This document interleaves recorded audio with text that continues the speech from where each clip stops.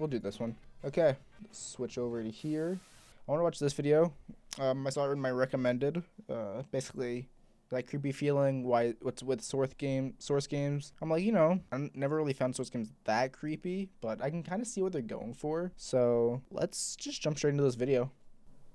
Since the release of Half-Life 2 and Counter-Strike Source in 2004, the Source engine has been a staple of PC gaming for about 15 years now. And thanks to its ongoing support from its developer, Valve, high modability, and a thriving community spanning generations of gamers, we have a present day where you can hop on games over a decade old and still find a full server browser. It really is kind of incredible. Between the Half-Life games, Team Fortress 2, Portal 1 and 2, Left 4 Dead 1 and 2, Garry's Mod, Counter-Strike Source, Data Beat Source, and probably more I don't even know about, it actually seems like the Source engine itself, through its home platform of Steam, has formed one big community, instead of a lot of smaller ones for individual games. Now, I got in on all this. That is one thing I will say is the Source community it's huge, especially with Garry's Mod. Like, I love Garry's Mod. I think it's such a fascinating game. It's such a good sandbox game for just doing whatever you want. Oh, I literally just unplugged my fucking headphones. But yeah, it's like you go on Garry's Mod, which I pretty much just call adult Roblox. It's basically what it is. And it's like, there's so many different games. I'm just like, what the fuck is this? It's such a weird little community, but it's fun nonetheless. Maybe I'll do a Gmod video in the future. Let me know if you guys are interested in that. A little bit late. See, when I was 12, I didn't have a PC capable of gaming yet, but I had heard about and was interested in a new little game called Portal, and I got to play it in what was probably the most dated way possible. I went to Blockbuster and rented the Orange Box for Xbox 360. I remember the Orange Box. And like most people, I loved it. But I also noticed something strange about it that, while actually making me even more fascinated by it, did make me a little hesitant to play it by myself. This game was creepy.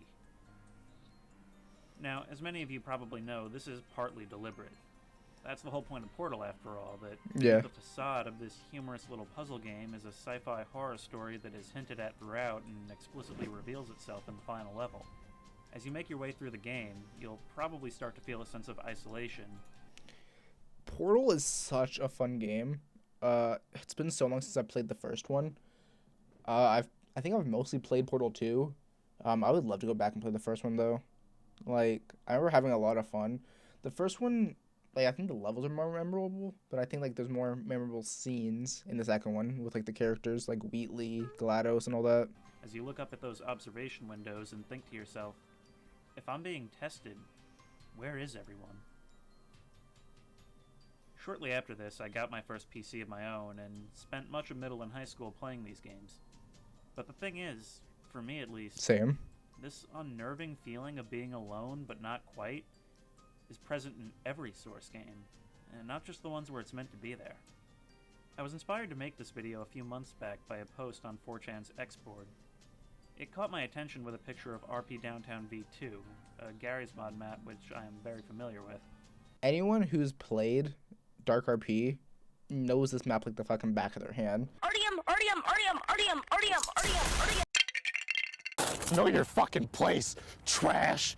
Like, this is like the go-to map for the Dark RP, which is like the pretty much game mode that, like, besides Sandbox, I pretty much only ever play. Fucking Dark RP is so much fun. Like, there's just stupid shit you can do, like, depending on the server, of course. A little bit ago, me and my friend were playing fucking on the Dark RP, and we just became pizza chefs who would lock people in our back room with a kidnapper.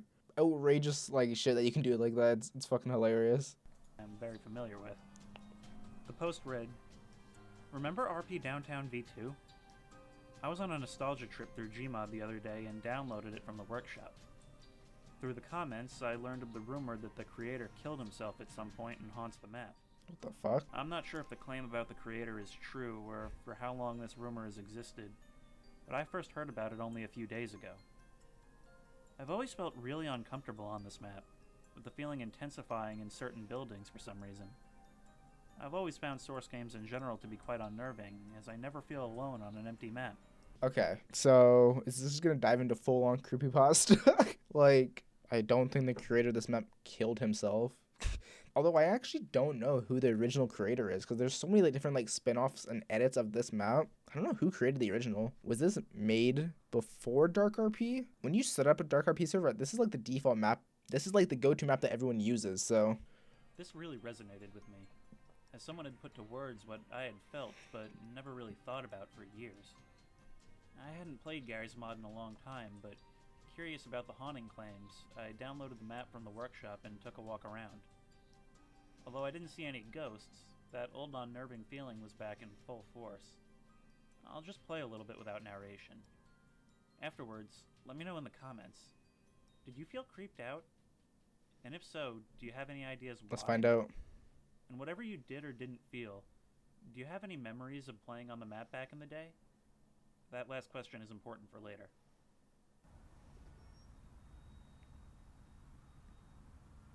You hear like shit going on in the background, but like obviously there's nothing there. Like you hear sirens and just the sound effects for the map. But it is like, I guess when you're by yourself, just like a ghost town.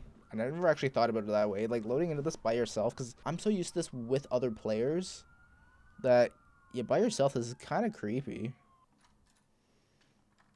I think it'd be so easy to just add a fucking jump scare to this. Now, the first thing I noticed when I opened this map up was the ambient noises. Yeah, Most custom maps same are made here. up of assets from other Source games, most often Half-Life 2. As a game with a dystopian sci-fi setting, that often means a distant alien hum playing in the background of a given map. Yeah. When played over a seemingly normal or even upbeat-looking area, it's easy to see how this can create a sense of uneasiness. One that you probably wouldn't notice while playing with others, but is probably much harder to ignore when you're alone.